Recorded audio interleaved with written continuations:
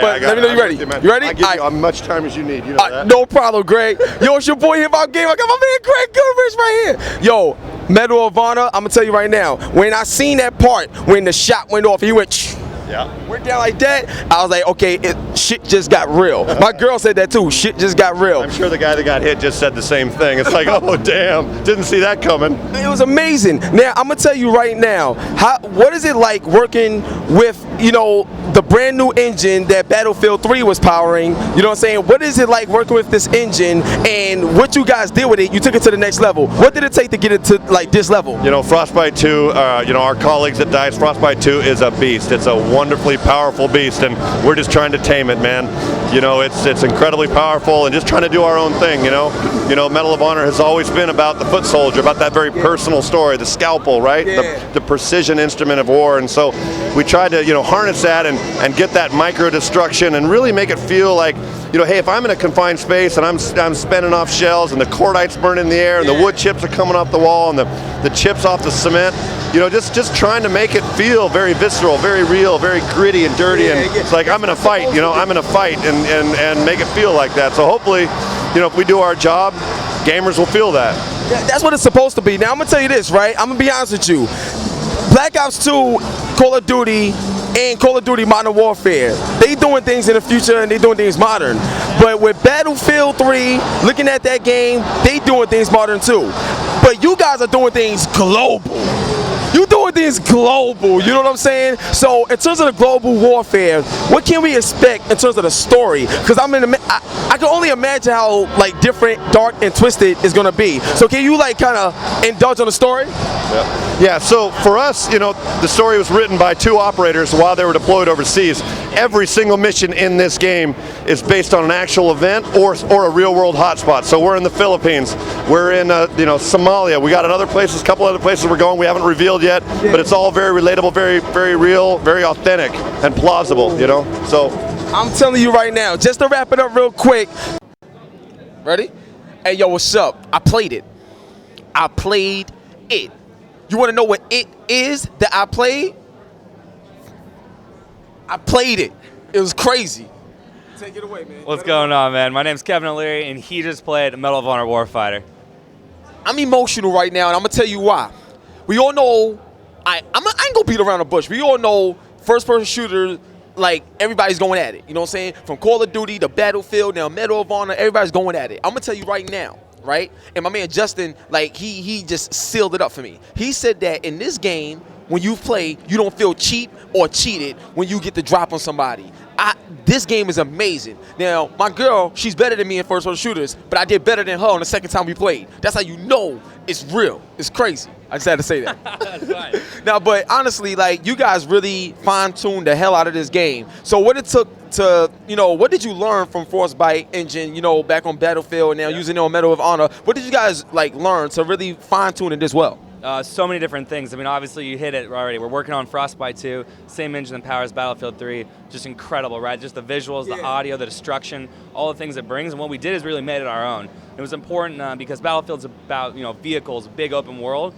Medal of Honor is about the up close and personal, like getting in there, like in your face, like as you witness, right? Like getting the drop on people, getting close. And so we focus on things like micro destruction, when you see debris everywhere and like fire and like papers getting blown away when you throw a grenade. That's like, it makes it feel a lot more like just visceral and up close. That was one of the things that was really cool about it. But really what separates us apart there is just the authenticity, and what that means for us is the global warfighter. So you saw you were playing as like, SSAR from Australia, the Point Man, playing as Polish Grom, like legendary badasses, like across the board. We bring kind of the international, like top tier military units.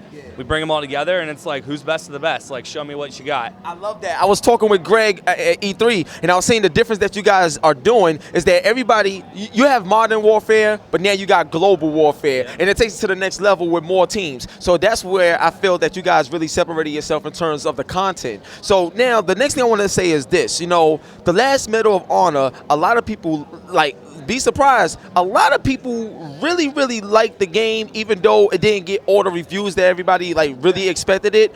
But now you came back with Warfighter, and you've done so many things, and you've done so many things right. So in your opinion, what was the first thing that needed to be worked on, from past to future now? Like, what was the first thing you guys felt you needed to touch on? I think the biggest improvement that we made with Medal of Honor Warfighter is just coming on with a brand new and revamped multiplayer.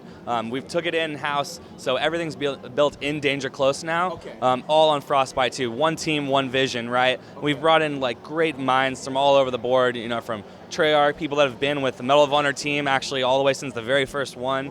We're across the board. We have about 15 plus guys from DICE as well. So we have kind of like a powerhouse studio like mixed in together, and we feel really strongly that everyone's bringing a lot of great things in, layered in with the 24 plus tier 1 operators that have come in to consult with us. I mean, these guys, you know, they're in there doing motion capture for us. Like, it doesn't get much more real than that, right? Like, you know, you get the real guy, put him in a motion capture studio, put in the game, and with Frostbite it looks so damn good, you can't tell the difference, right? Like, wow, yo, I didn't even know you guys went through all of those like changes to really make it look this good and work this well. All right, that's crazy. I just found out something new. So now, check this out, right? Now, one of the things that I really love is the way the weapons handled and the movement while you was handling the weapons, like the way everything came together. That's one of the things that felt more natural and stuff like that. So here's the thing I wanted to bring out. Now, one of the teams got tanked, like is the tank stance and stuff like that. So can you explain a little bit about the perks? The reason why is because certain perks you don't want to overpower too much to create an imbalance in the game. So can you kind of explain some of the perks throughout a few of the teams, so fans can kind of understand the reason why you have these teams and why it's going to diversify the gameplay? yeah, absolutely. So each class has a special ability of some different kind. So the one that you were playing, I'm referencing, is Demolition. So he's a heavy guy. He's got a big gun. He's got a shotgun in this one. Carries a C4 as like his extra, like, kind of secondary weapon charge. And the take stance is meant, right, it's like a big guy with like a close weapons gun, so he can get in there and just mix it up and take down a bunch of people. But at the same time, you're talking about like being overpowered or unbalanced. You know, if I'm a sniper from long range, he doesn't have a chance. Like, it doesn't matter how much armor you're wearing, you can shoot at him all day long and he'll get killed. So every class kind of has a different ability based upon kind of the style of play that these guys kind of tell us about. Like, if you're at the front line like a point man, we actually have him carry heavy hitters, which is rounds that do 20% more damage in your weapon. So, like, you know, you're up front personal, and you like lay down 30 bullets of heavy, then turn around and like follow it up actually with a shotgun as your secondary weapon, because you're so close. Like, you may need it to get out of a close quarter spot, go back and come back, or go out and come back. So it's like there's 6 different ones. He's got the screen up right there. You can see him in there. Yeah, and all the 6 different classes we have, we want to make it feel diverse and different. So the biggest part is like that you can pick and choose as you want. You know, sometimes you play as a sniper, you want to hit them from afar and then change it up to an assaulter, point man, etc. Mix it all up. Yeah, I'm not sure if you could talk about it today, and I'm not gonna hold you that much longer, Kev.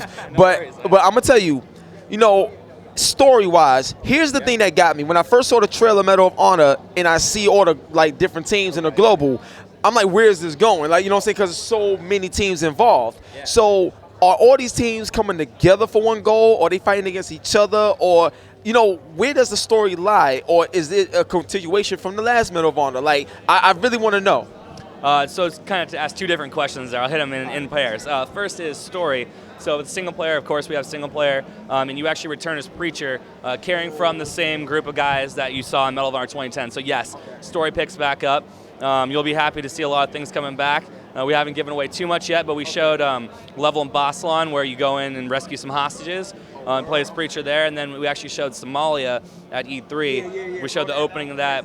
And what's cool about that is, like, that's what's rooted in authenticity, right? So the story was written by 2 Tier 1 operators while deployed.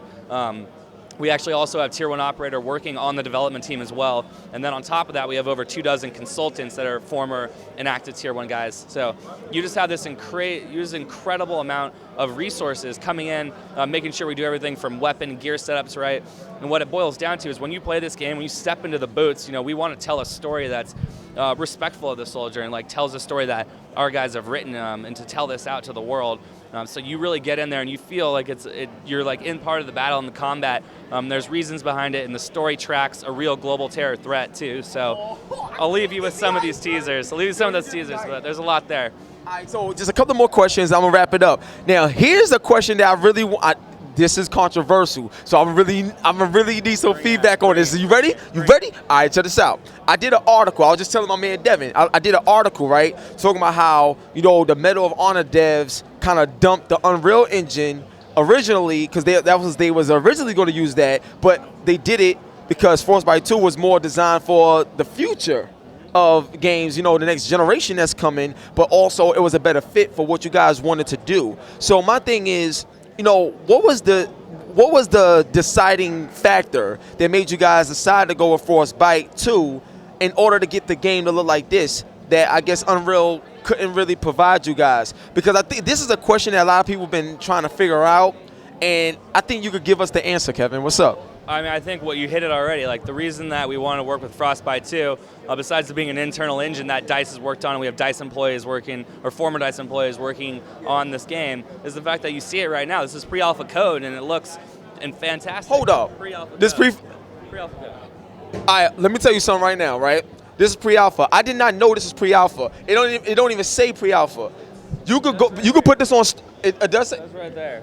Oh, it says pre-alpha software. Oh, well, it didn't say it on the screen. I didn't. Honestly, I didn't know. But I'm gonna be honest with you. The way this game, listen to me. The way this game plays right now, you could go on store shelves right now and buy this and feel happy with your purchase. I'm not lying. Like, seriously, like, there was no slowdown. We playing multiplayer now, and it was great graphics. Like, no, I'm seriously, like, so. Okay, well, there's your answer. So obviously, you know, there's your answer. There's plenty of space to go and improve, and that's what we're really excited about. Is like, it gives us this great base to work with in Frostbite 2. Allows us to work on one engine across single player and multiplayer, bring it together, one house, one vision, as I mentioned. And it's exciting for us working together, global warfighters, and just it doesn't get cooler than that, man.